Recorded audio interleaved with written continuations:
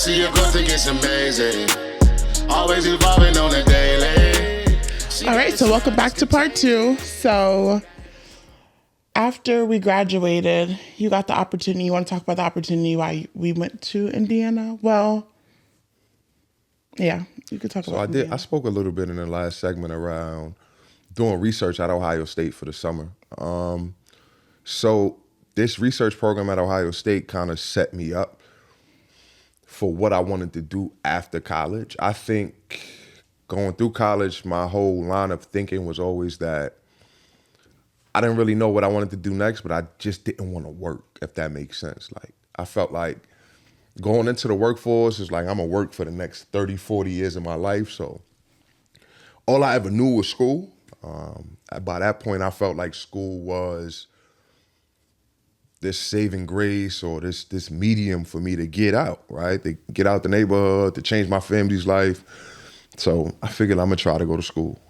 Without the summer research opportunities program at Ohio State, I probably would have never even imagined to apply for graduate education at a place like Purdue University, right? Or to even take my GRE, right? The idea of taking the graduate entrance exam was far-fetched to me. Like, this was not something that people around me did. People from my neighborhood, people in my family. So it was all new, and the only examples that I had was the new people that I met in life in college. So speed it up, me and somebody else from Wheelock applied to Purdue University because a professor in human development at the time at Wheelock was a Purdue alum. She said, well, since you did research at Ohio State, she was the one that introduced the program to us. Maybe you should think about applying for graduate school. I applied. At first, I didn't get in. Through some special, grace of God. I didn't know that. At first I didn't get in. I'm not sure why I didn't get in, but I didn't get in. That was reversed, and I now went from not knowing what I was going to do to know that I was going to Purdue in August.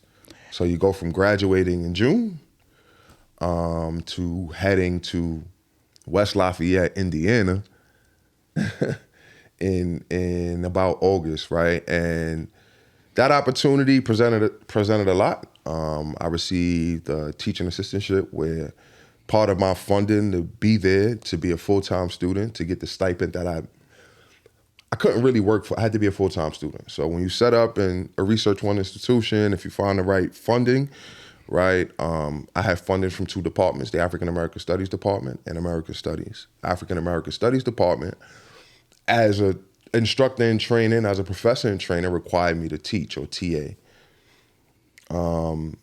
That journey in itself, right? The idea that I was leaving Indiana, the idea that I was about to teach in a college classroom, coming from, my high school was in District 9, I believe, when I was younger. One of the lowest socioeconomic areas a school could be in, right? Although my school was made and primed for excellence, right? Created to combat the prison school pipeline, I didn't really know how to write a paper going into college in the ways that my peers, right? Or even going into grad school, my peers could. So it was an uphill battle, uphill feat. I made it to Purdue, to speed us up, right? I made it to Purdue. I went in August. Kalani was born in January. We had a talking rapport. We communicated with each other. I wouldn't say we were together. No, we definitely weren't together. But I remember being home, and she lived in North Carolina. I lived in North Carolina. You were in Indiana. And I remember right before I had Kalani, I came out to Indiana to kind of see what it was like. And I visited, and we still weren't really together. Yeah. It was kind of, we were just like preparing to have her, trying to figure out what that was going to look like. Yeah. I stayed there for maybe like a month, I would say. And then I had to get back home because all my, everything was kind of set up for me to still have her in North Carolina. So I remember I didn't really have a lot set up for myself, like listening to you say like everything you had. I think I was very intimidated because like everything you're saying, because my mom gave this responsibility, me as a person kind of gave me as a responsibility to you. It's almost like she kind of was just setting me up to like be with someone who could take care of me, or like be not necessarily like pouring into me and like saying, well, maybe you could do this, do this. It was kind of just like, well, you need to be taken care of. So I remember her like pressuring us to get married. And that it was so random because this wasn't always her rhetoric. Like that wasn't, she talked about it, but the moment Ebony became pregnant, in my opinion, it's automatic. Yeah. Everything and like shifted. She knew that like we weren't necessarily together, but it was like, okay, now that you guys have a kid together, you have to get married. And I think that was like very strange for me because there was no real trying to figure out where we were together at that moment, or like no one ever cared to repair us or to fix, or anyone sat to sit down with us and be like, okay, what's going on with y'all? Why aren't things working? But it was like this fast track to like being adults and being parents and being together. So as my due date came closer, still we weren't together. I remember you coming to North Carolina. Had a baby shower. We skipping past it. We had a baby shower. A couple things going on. Some I mean, and I think you were pretty. Your comfortability level with my family was always, because we had been in each other's lives. We kind of grew up together. Yeah. So like our families. That's good context. Yeah, our families all knew like. It was like family. Yeah. Like that's what we always say too. Like as weird as it sounds to people, I feel like we have like more of a sibling. Yeah, I would definitely say that. We definitely have more of a sibling bond than you would expect from a situation as typical as this. Yeah. And I think it's interesting that when you say that, not to cut you off, but there's people in her family that I think if I could get to today, it's still that energy about me. Like my I could call Kamari and Kariana, and if they not necessarily doing the things they need to do as grown ass adults, they might still hear me. But that was all essential to me because of how I was taught to show up as a man of color, right? Yeah. And how I was taught to show up just in general, right? As a leader, right? As it is. And it wasn't always inextricably attached to me being a man. Like, you know how you get very patriarchal and it's, I have a phallus, I have a man, I have to take care of you. There was some hints of that, but it was really how I showed up as a black man in these white spaces. It's really how I showed up and showed a level of love that we didn't necessarily see on TV, a level of love that I was necessarily reading in books and was trying to manifest, right? Because now what we missing is like we pouring all this information, intellectualism in our brains. And not only that, but we trying to figure out how to show that, how to live that. And every college student is going through that right now. And if it's not college, it could be, all right, for lack of a better term, somebody in another dormitory situation, jail. They reading, they learning, they understanding, and they trying to figure out how to apply that to their lives, right? And it's all one and the same, right? And they're going through this transitional phases, and sometimes nobody is sitting you down to help you really chart out what you do and how you pivot. And when you do this, and right? I think that was at the beginning the downfall to our co-parenting start, because we didn't have anyone kind of sitting us down and saying, okay, this is what it's going to look like.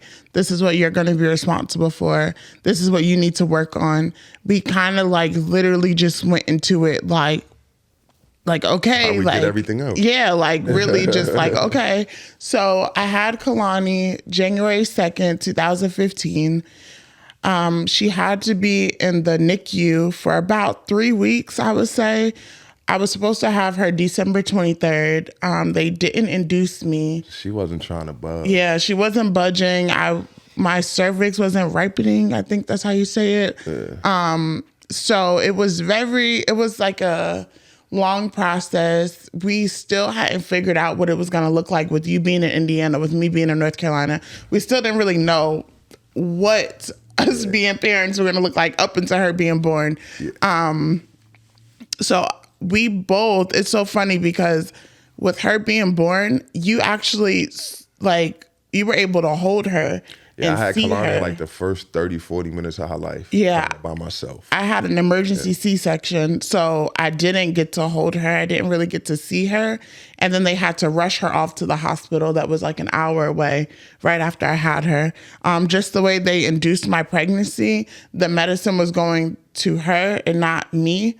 And it was like Slowing her heart rate. Yeah, it would like spike her heart rate, then it would slow it down. Spike her heart rate, then slow it down. So I ended up having to have an emergency C-section, which was very just on top of the unknown. Like that was like more added trauma to the whole process. And because I had a C-section, It's a whole level and layer, not even to cut you off, but you know, as we think about media and talking and black women and C-sections and where you was at having that baby and North Carolina, you know, it's a level of like it could have been by design, and that's where, you know, I'm coming from with the rhetoric and intellectualism and understanding like she was a part of that statistic now of women who could have been forced into having a C-section. Like for all we know, right, it could have been a whole nother alternative route because you were a black woman in that space, in that hospital at the time. Yeah.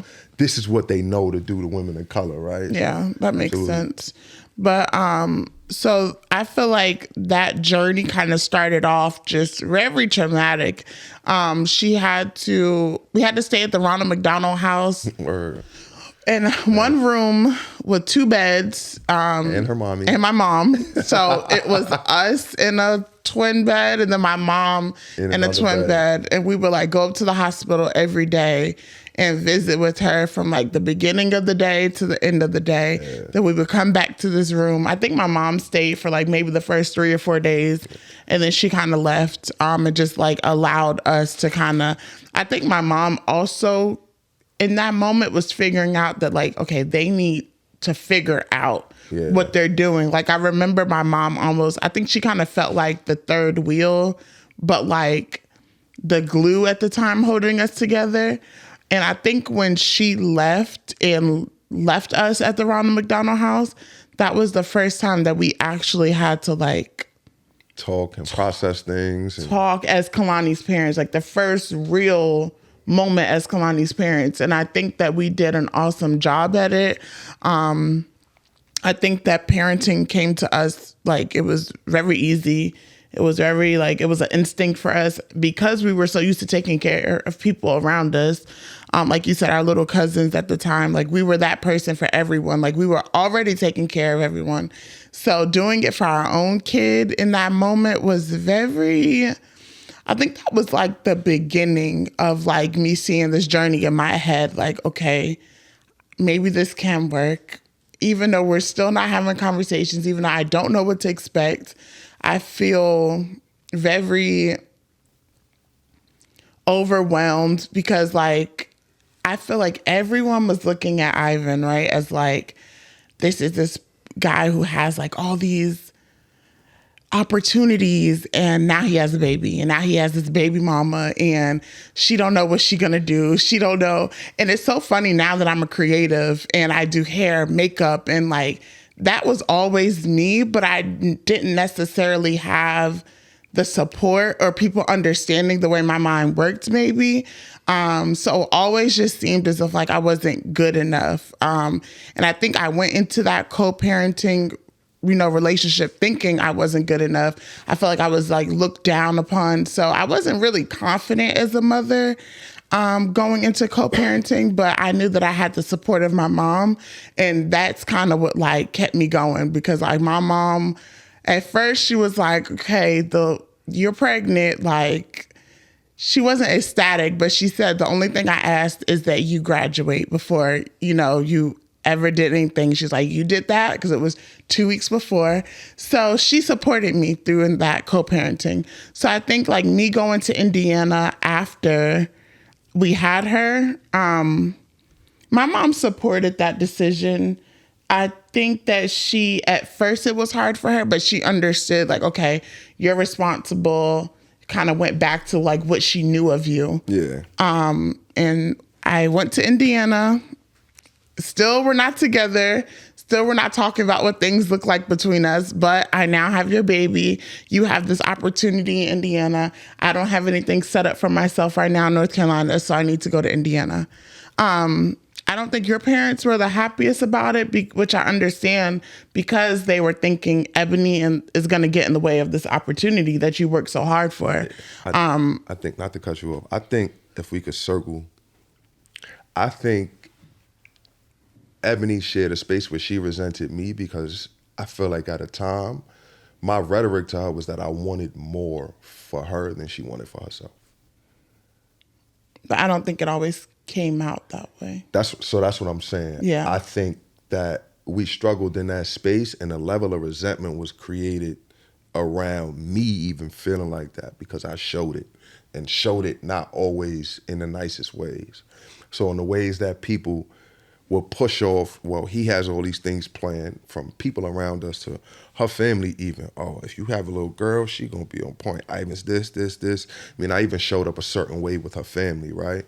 So I think that all of those things included with, I started to believe and feel a lot of that too. Like, well, she ain't got shit planned.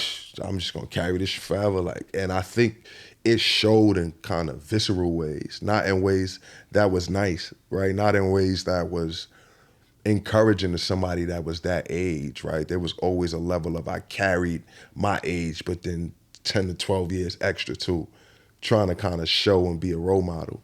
And I could remember and think of so many ways that I just was nasty. Some ways that I could still be nasty now, not with her, but just things in general, right? Because, you know, we're works in progress. But I can remember moments, or even when we speak particularly about coming to Indiana, I don't know if my parents, they wasn't happy about it, but at a certain point, I lived in a way where it was like, it's nothing you could say. I did everything you needed me to do. Yeah. I'm in grad school, I'm this, I showed up as a leader on campus. So at a certain point, I cared, but I didn't care. I think we had a conversation and I wanted her to wait until You didn't want me to come when I think I needed another 3 months before she came. And this is so I stopped you only because at a certain point, I stopped speaking to her mother, not on purpose. Not on purpose, we just wasn't communicating. It wasn't a riff. I would never beef with her mother. I might have felt some type of way, but if her mother reached out to me, I'm never gonna be disrespectful. I was never that with Miss Sherry. At a certain point, we had stopped talking. I didn't know that her mother was going through it. And I don't know if you know that purview completely. There's a space where we went from graduation to me figuring out school to you getting to Indiana and not knowing your mom was sick, not knowing that she was getting sick, not knowing that anything was happening to her. I didn't really know your mom was sick till I knew, but I didn't really know till I got to Pheasant Run. Like, I don't think that was ever something we sat down and talked about. You feel me? Because I will remember, and I think when I think back to this all the time, I always think of that moment for her mother to be such a pivotal part of it. I think the only time I spoke to her mother in between a lot of that is we was beefing about some money. Not me and her mother, me and her. And her mother as the mediator, like, all right, cut the shit. She kind of know I'ma communicate with her at a certain level and in a certain way out of respect. In certain ways, her mother could check me, right? Whether I'm getting angry, angsty, cut it out. And I would listen. I would adhere to that. And I think that there was a level of when she was transitioning to Indiana, I was clueless. I wasn't clueless on purpose though, right? I was trying to figure out. Going on in my I was life. trying to figure out everything that I was figuring it out. Like, I moved to Indiana on my own. I got on the plane and figured out the place that I lived. Yeah. I got the place before I got there. We were like on airbeds. Not to say that my parents didn't. My dad was not driving to Indiana. That just wasn't a thought. Like, and it's not the judge. I'm not judge. I think I used to judge him for it, but it's like I get it as a parent now. And granted, I'm gonna drive Kalani to Indiana, but I get it. You work a full-time job, you blue collar, you don't have time to really take these 3-4 days. My mom doesn't drive, so you doing the drive by yourself, then to come back by yourself. I flew to Indiana. I found some furniture a couple days later. They sent me a couple dollars. Airbag, thugged it out. I'm 20-something years old. Yeah. If you take me out of college and put me in another situation and I got a job, everybody's doing this right now at this age, or they in a worse or better situation. And I think that there was a level of unknownness for me that created probably more anger. Oh yeah, you were very angry. Like looking back on everything, you were just really angry. I remember when I got there, I had Kalani. At first, I didn't have a job because we were trying to work out childcare. Tell them the truth. Why we ain't have childcare in Indiana? No money? Shit, we could have figured the money out. I went to Purdue. We could have figured the money out. What didn't I want? You remember that? White, it was predominantly white. white. This is what I'm coming from. Yeah. It was Ain't no way in hell I'm going to come from Boston and New York and go to Indiana and expect somebody random. I don't know nobody out here. I don't know if I have family in Chicago. I don't know if I have family in Gary. Everything that I know is in New York City is on the East Coast. My brand new kid coming from a predominantly white institution where we was going to war with 40, 50-year-old white faculty because you felt a certain type of way about our existence in this space, and you want me to let you watch my little black baby? But no. I also feel like, but on the other hand of that, you were angry because I was just home with her and I wasn't working and I wasn't helping. I don't think I was angry about that. It might have been perceived like that. Because you were just angry. Yeah. But angry at everything else. Yeah. Because it was, to me, and not in a chauvinist manner or anything, it was my decision for you to stay home. It was your decision. You had the agency in it. But if I would have encouraged you to go to work, you probably would have found a job. I did, though. I ended up working. Eventually she did, and we tried to shift. But at first, hell no. Yeah, so I think because of everything that was being said about me at the time and just the attitude around me, I was like, I did not want to ride his coattail in Indiana. I wanted to go to Indiana, make my own life, no matter what that looked like, even if it was working 2 to 3 hours a day. I wasn't going to be here and kind of like... Charlie. Yep, I worked at Charmin Charlie. So it was funny because he was at school and he worked at Finish Line, and our stores were literally right across from each other in the mall. So say he worked from like an 8 to 3 shift, then I would work like the 3 to 10 shift, and we would literally pass the baby. So like he would like be getting out of work, I would be going in. We literally hand each other stroller, hand each other the bag, and I would go and work or leave work. And I think we did that for maybe like 3 months, I want to say. And that was like my favorite time because, like I said, I'm like, okay, I'm finally doing something. I don't know what my check was contributing. I don't really know, but I felt like, okay, I'm getting on the bus by myself. I'm gaining this independence. It's me and my daughter, like, okay, like I'm starting to feel my way out. I was like, I had made a friend. Like everything was kind of looking up. But I think looking back, I just could not get past the anger. Like there were so many untalked about moments with us. And I just remember like, if I could like just look at this measuring, cup of anger, it just kept rising and rising and rising. And I remember getting to the moment where I started to become uncomfortable.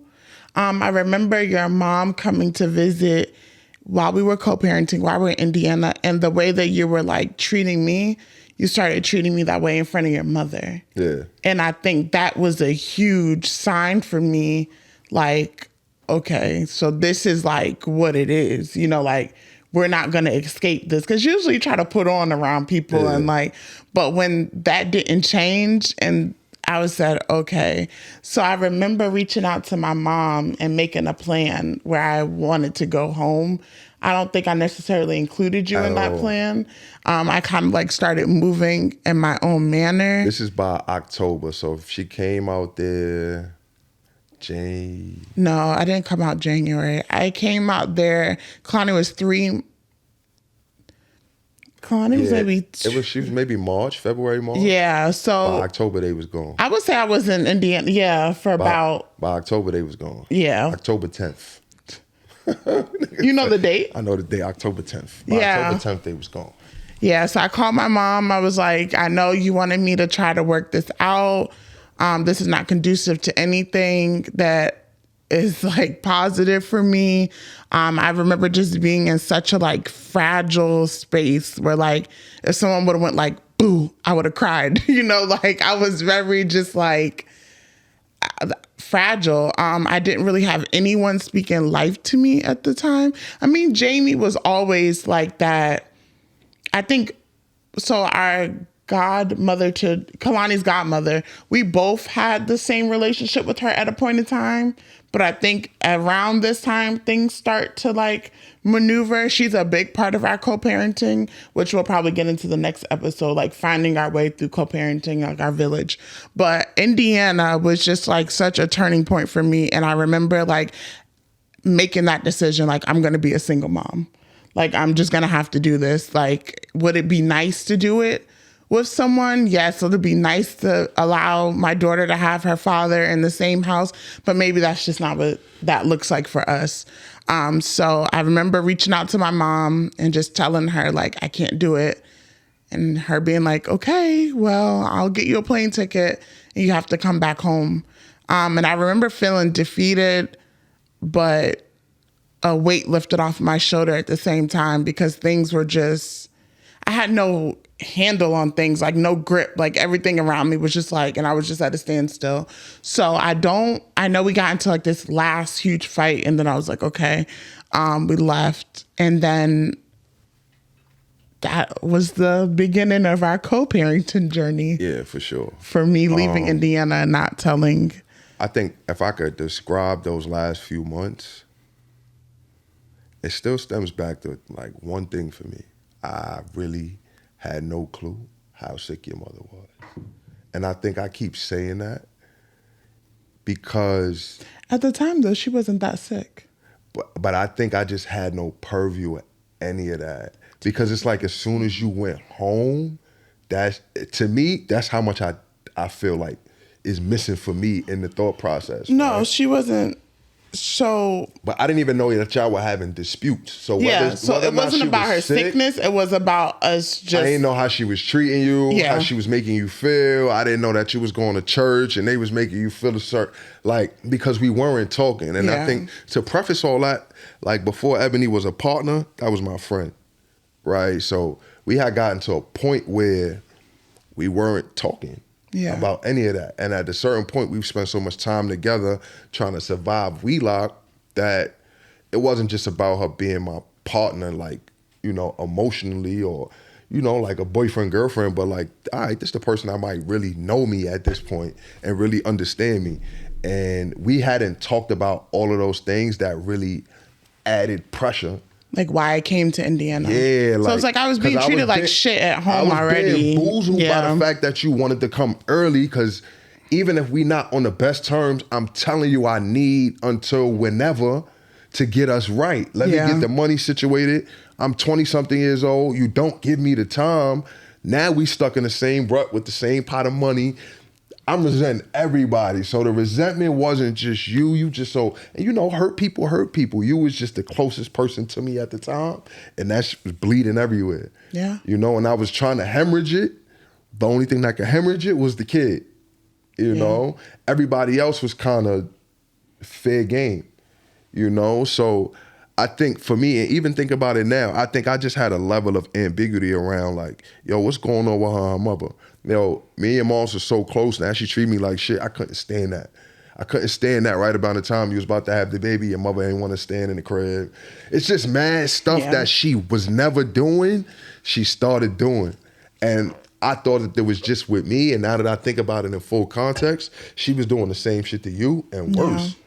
And we trying to figure shit out. 2021, you still fake a kid. Yeah. You an adult, you doing adult things, but your mindset, your thought process is very kid-like. So I can even think about the anger, working with students now, being able to channel that rage. Like, yo, whatever monster you feel when you mad, like, you got to know a monster better than that, or a monster that can control it. Like, and boys learn that. Like, that's a learned behavior, patriarchal learned behavior. You angry, you act a certain way. And if it's no people around you, don't always have to be a man around you to tell you, but if it's no humans around to check that, it's like a dog. A dog do things around, a puppy do certain things around an adult dog. There's a level of correction.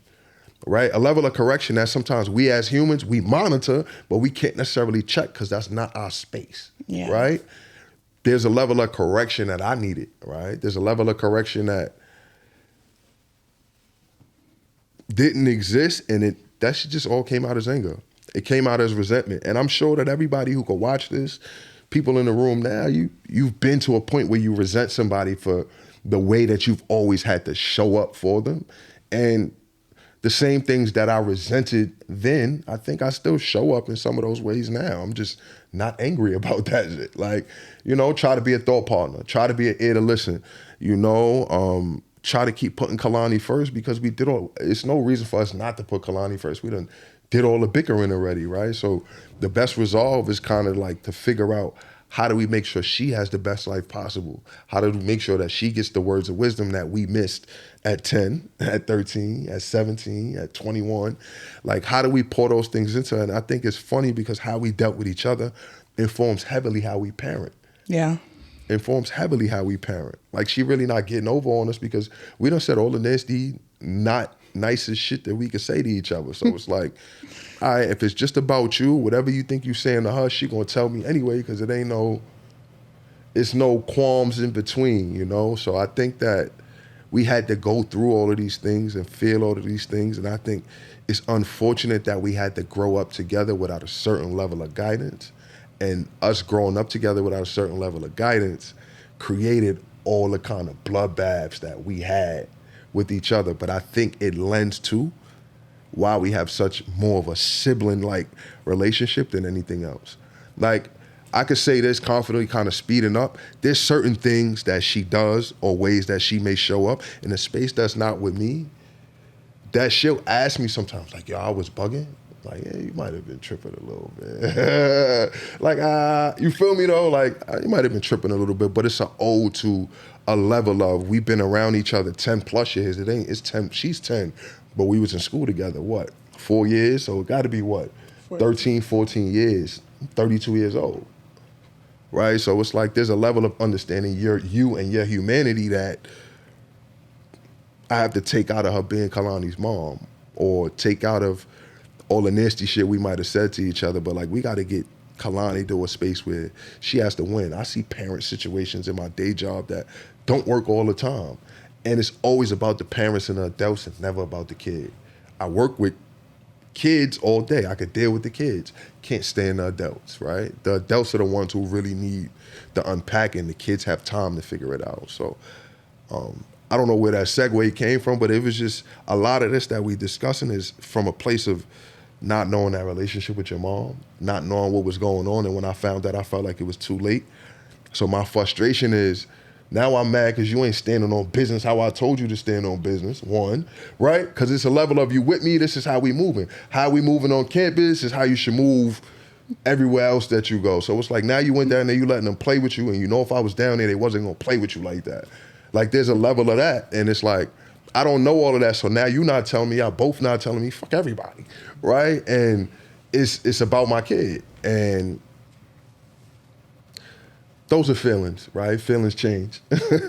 But I think that there's a level of buildup that has led to the resolve that we definitely have today.